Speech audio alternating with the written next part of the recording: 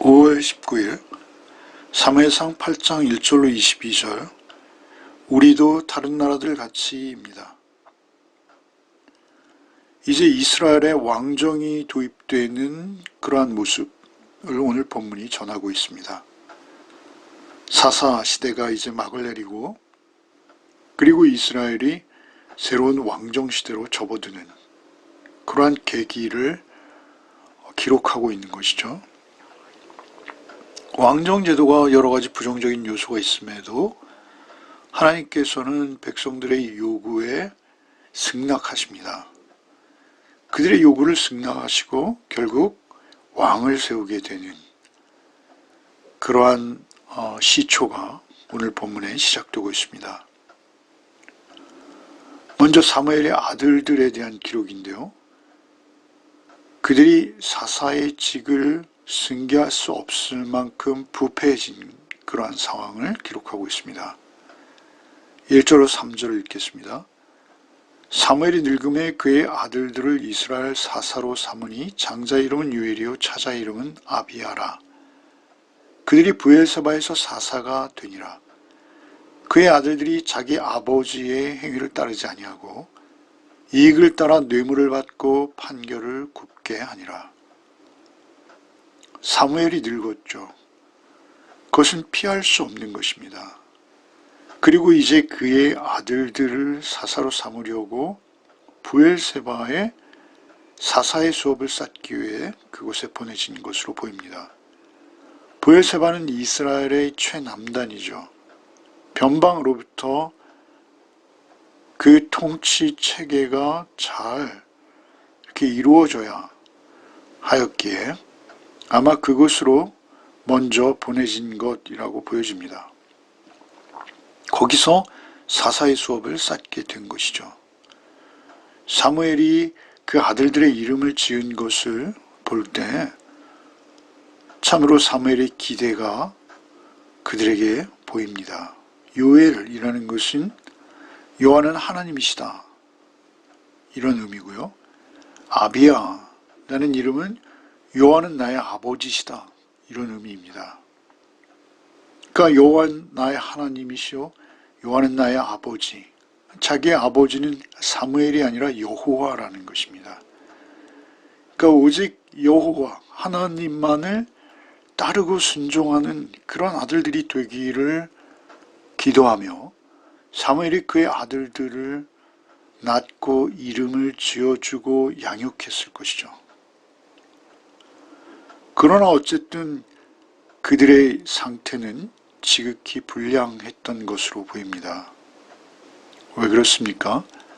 이익을 따라 뇌물을 받고 판결을 굽게 아니라 이 판결하는 것이 사사의 가장 중요한 사역이죠. 역할입니다.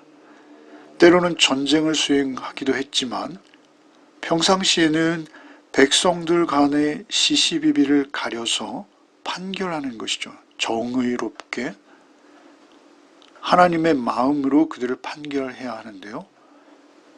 그들의 상태는 이익에 붙들려 있던 것이죠. 뇌물을 받는 것입니다.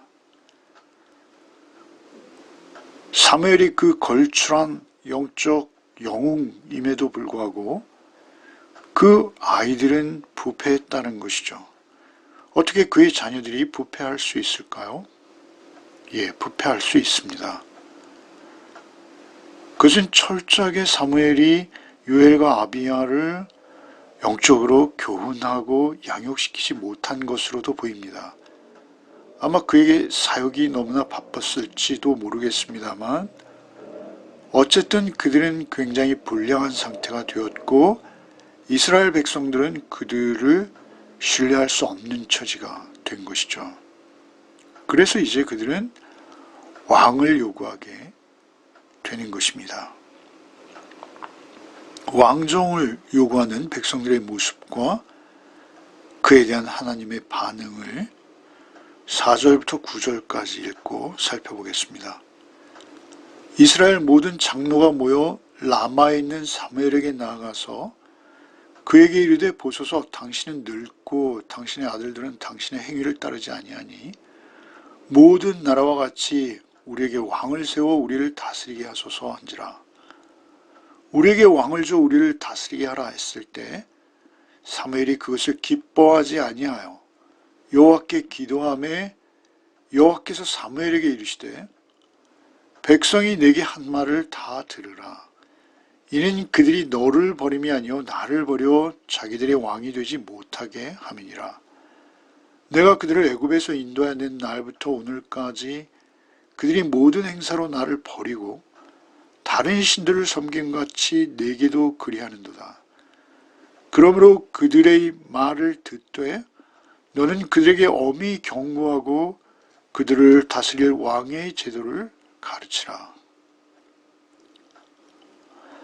먼저 이스라엘의 모든 장로들이 사무엘이 거주하고 있는 라마로 모였습니다. 그리고 요구하는 것은 당신은 늙고 당신의 아들들은 당신과 같지 않으니 이 나라를 위해서 다른 우리 이웃의 나라들과 같이 우리에게도 왕이 필요합니다.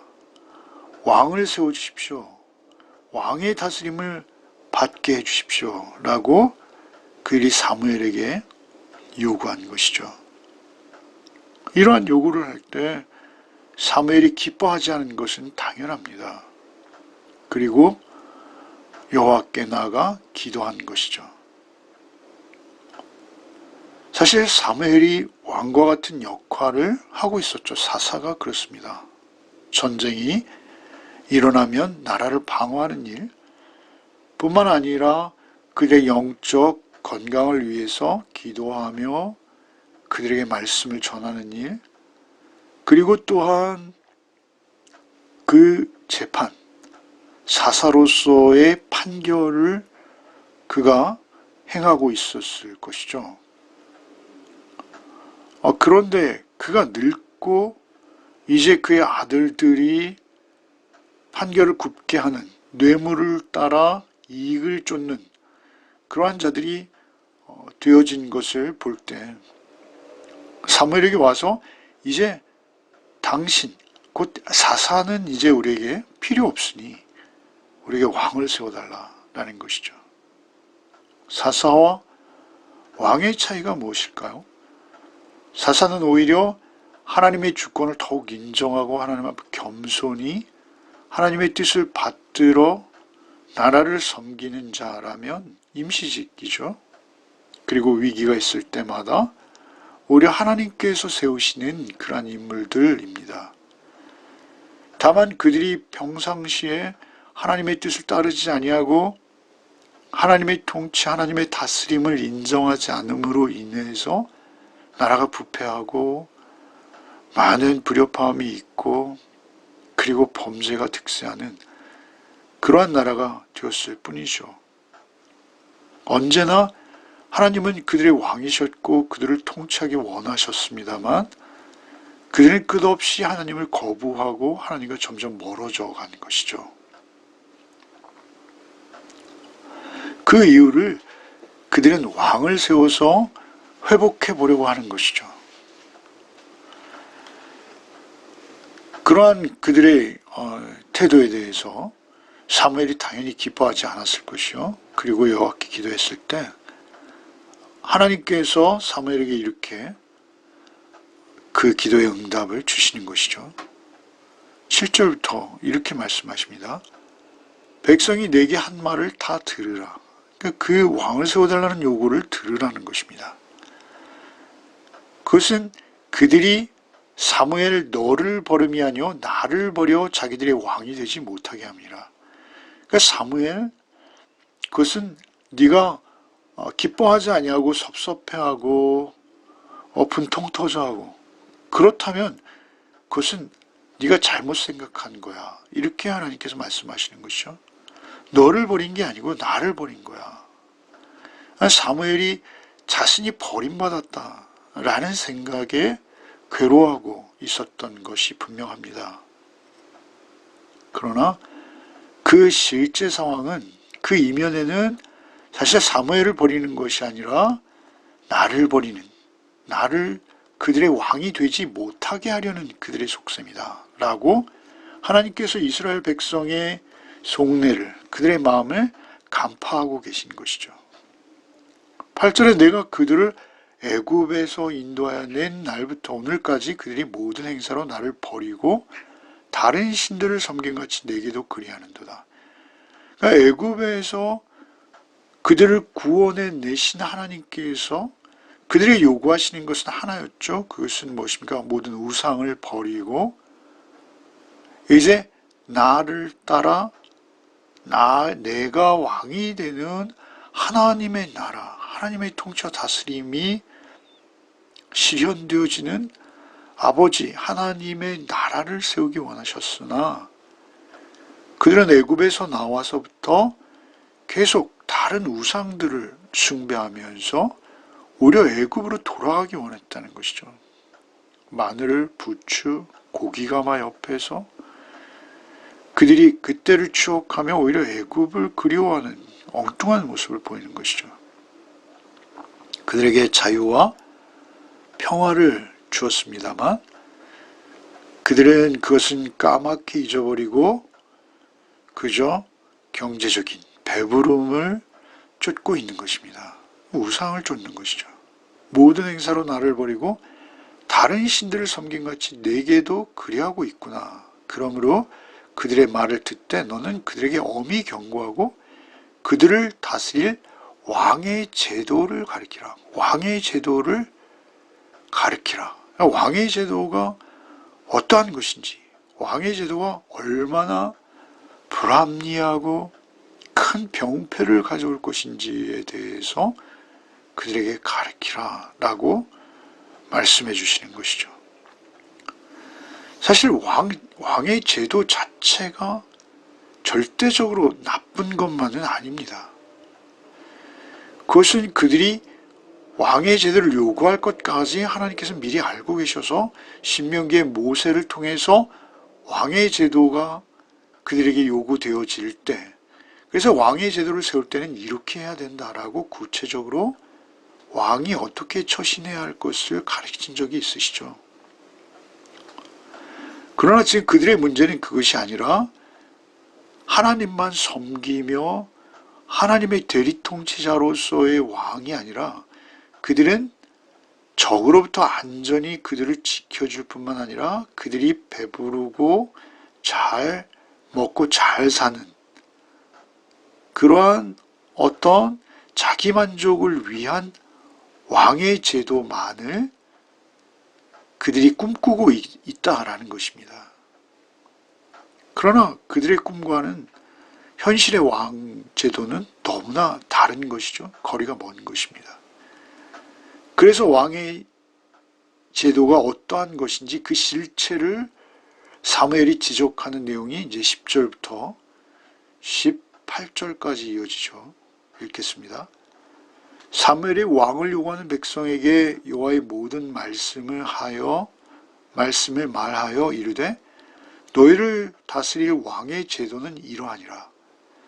그가 너희 아들들을 데려다가 그의 병거와 말을 어거하게 하리니 그들이 그 병거 앞에서 달릴 것이며 그가 또 너희의 아들들을 1000부장과 50부장을 삼을 것이며 자기 밭을 갈게 하고 자기 추수를 하게 할 것이며 자기 무기와 병거의 장비도 만들게 할 것이며 그가 또 너희 딸들을 데려다가 향료 만드는 자와 요리하는 자와 떡 굽는 자로 삼을 것이며 그가 또 너희의 밭과 포도원과 감람원에서 제일 좋은 것을 가져다가 자기의 신하들에게 줄 것이며 그가 또 너희의 곡식과 포도원 소산의 11조를 거두어 자기의 관리와 신하에게 줄 것이며 그가 또 너희의 노비와 가장 아름다운 소년과 나귀들을 끌어다가 자기 일을 시킬 것이며 너희의 양떼 10분의 1을 거두어 가리니 너희가 그의 종이 될 것이라.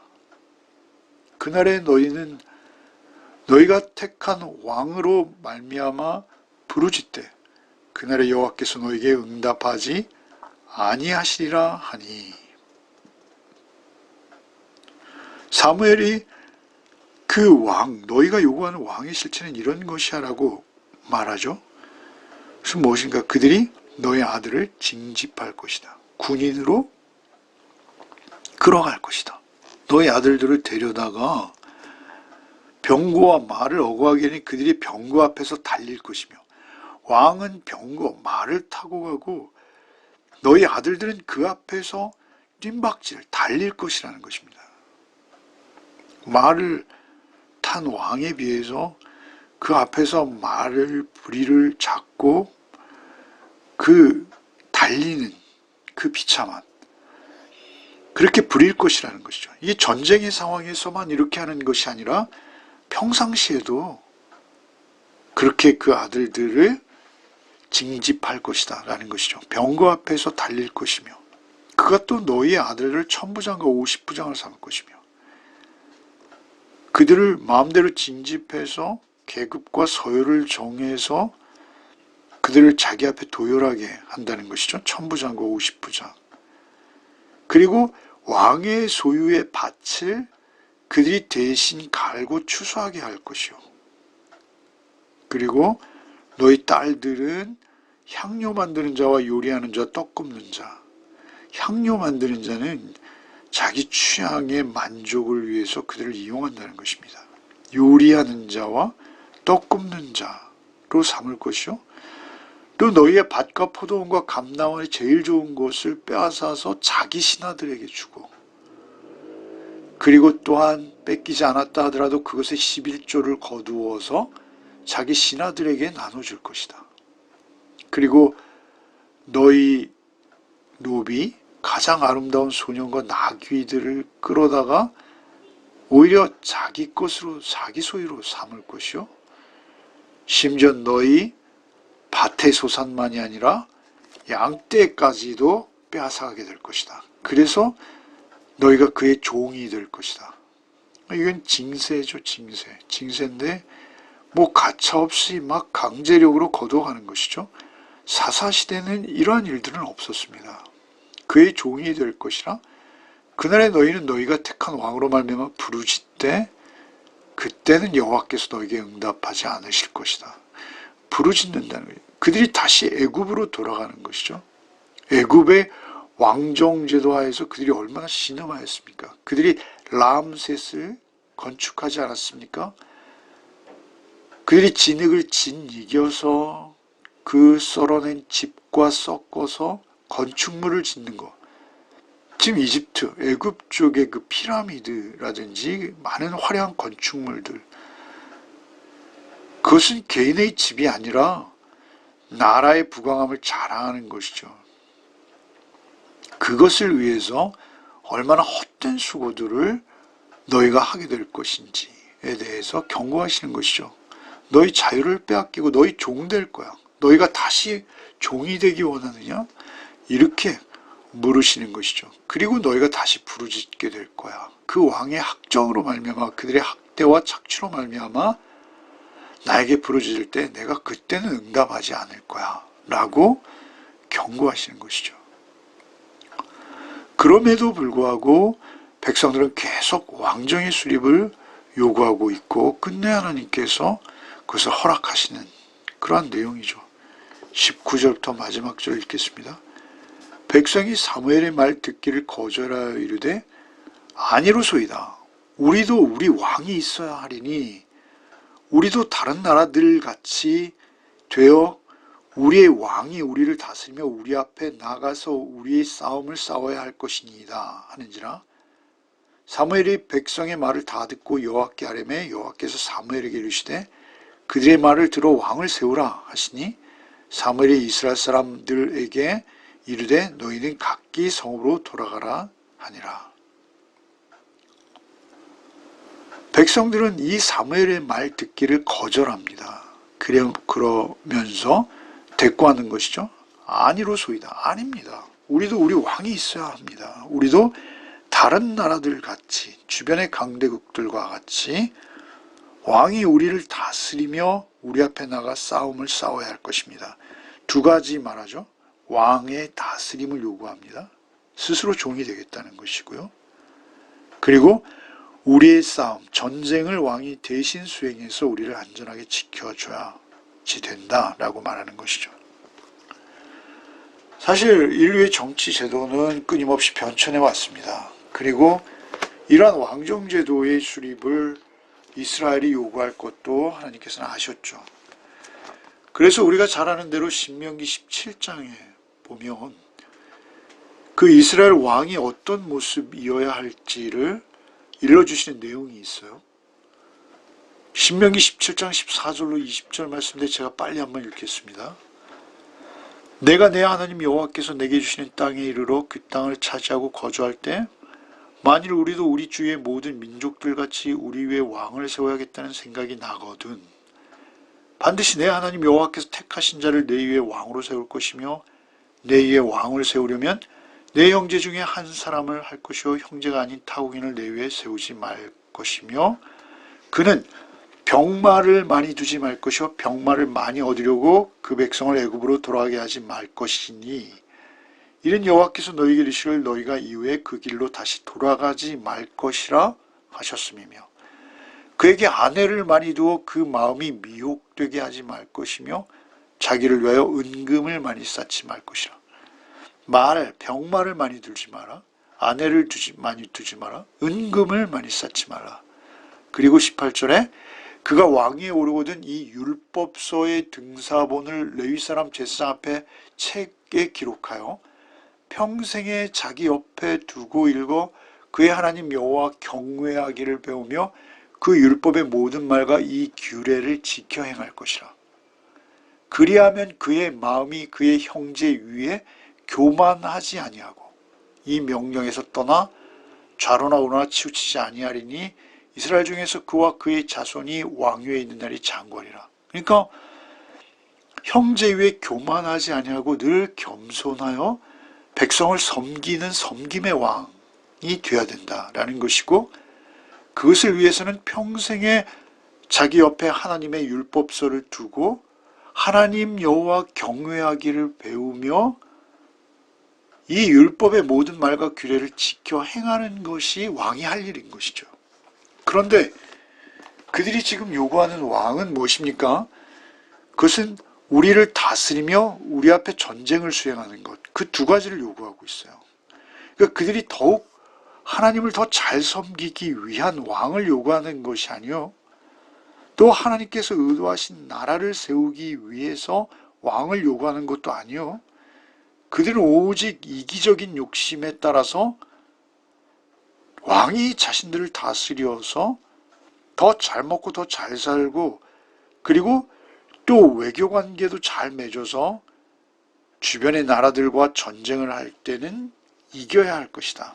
이렇게 요구하고 있는 것이죠. 굉장히 이기적인 왕이요. 이기적인 발상으로 그 왕을 지금 세우려 하고 있는 것이죠. 그것을 잘 아는 하나님께서 그들의 말을 들어 왕을 세우라 라고 사무엘에게 허락하시는 것입니다. 이것은 마치 이런 것이죠.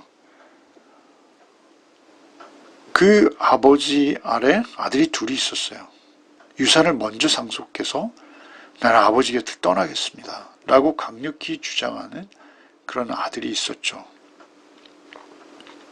그런데 그 아버지가 그 아들을 절대적으로 말리지 아니하고 유산을 상속해서 그 아들을 내보냅니다. 왜 그럴까요? 이것은 아버지가 그 아들을 뜻대로 돌이킬 수 없는 상황이 되어버린 것이죠. 그래서 이것은 잠시 그를 그의 자유대로 그 위험 속에 허용하는 것입니다. 그래서 그 위험을 통해서 오히려 하나님을 알고 배우고 내 아버지 집에서는 종들도 먹고 마시고 배부르지 아니한가라는 것을 알게 되는 것이죠. 그러니까 사실은 우리가 이것은 눈에 보이지 않는 하나님께서 그 나라를 세우실 때 하나님의 공의와 크신 사랑으로 그 나라를 세우시는 것이 그들에게 훨씬 더 유익하며 건강한 길이라는 것을 그들이 알게 하기 원하시는 것이죠. 강력한 군사력만으로 나라가 유지되는 것이 아니라는 것입니다. 그것은 마치 예수께서 오셨을 때 섬김의 왕이 되신 것처럼 나는 섬김을 받으려 하냐 아니라 도리어 섬기려 하고 오히려 그 백성을 위해서 자신의 목숨을 내어주는 그러한 철저한 섬김과 오히려 종의 모습으로 오시는 예수 그리스도. 그러한 왕이 우리의 왕이신 것이죠. 그 왕이 우리를 구원해내시는 것이고 그 왕이 우리에게 참 생명을 주시는 것이다 라는 것이죠. 그 세상에서 우리를 통치하는 우리의 왕은 완전한 의와 완전한 사랑을 보이신 예수 그리스도 한 분이실 수밖에 없는 것입니다. 그들에게 요구되어지는 왕은 고아와 과부의 재판장이요 또 아버지가 되시는 하나님의 말씀을 따라서 겸손하게 교만하지 아니하고 그 형제들 앞에서 하나님의 나라를 세워가야 할 그 말과 이 규례를 율법을 지켜 행하고 하나님 경외하기를 멈추지 말아야 할 왕이 필요한 것인데 그들에게 있어서는 오히려 자기들의 이기적인 욕망을 채워주는 그런 왕만이 필요한 것이죠. 오히려 그들은 자신들의 배를 부리기 위해서 자신들의 자유를 반납하는 것입니다. 그리고 오히려 그 왕의 복종 아래 자기가 종이 되는 것을 기꺼워하는 그런 이상한 상황이 되어지는 것이죠. 오히려 하나님 안에서 하나님의 말씀과 율법을 쫓아 하나님의 사랑, 하나님의 말씀 안에서의 자유, 그리고 하나님께서 주시는 평안, 그러한 나라는 그들의 관심 바뀐 것이죠. 눈에 보이지 않기 때문에 그런 것 같습니다.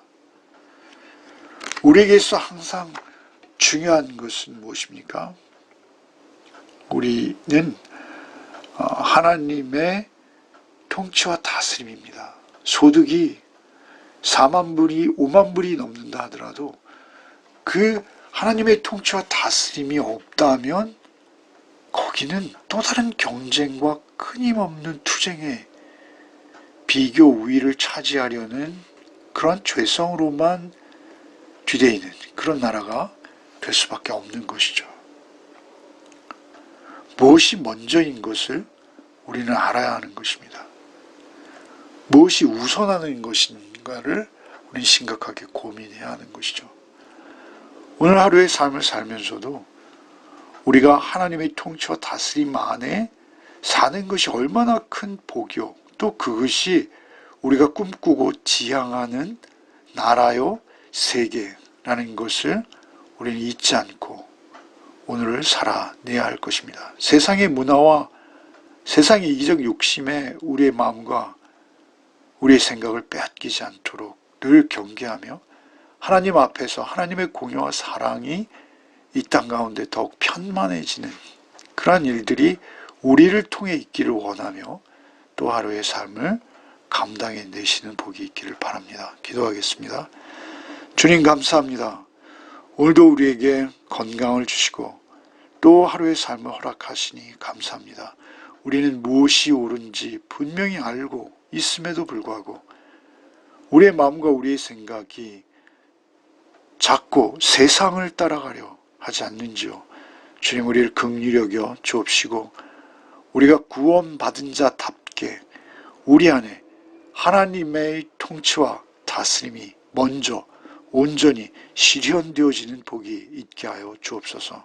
내가 먼저 양보하고 내가 먼저 물러서며 내가 먼저 하나님의 공의와 사랑이 이 땅 가운데 실현되어지도록 희생하며 섬기는 하루의 삶을 살게 하여 주옵소서. 예수 그리스도 이름 받들어 기도하옵나이다. 아멘.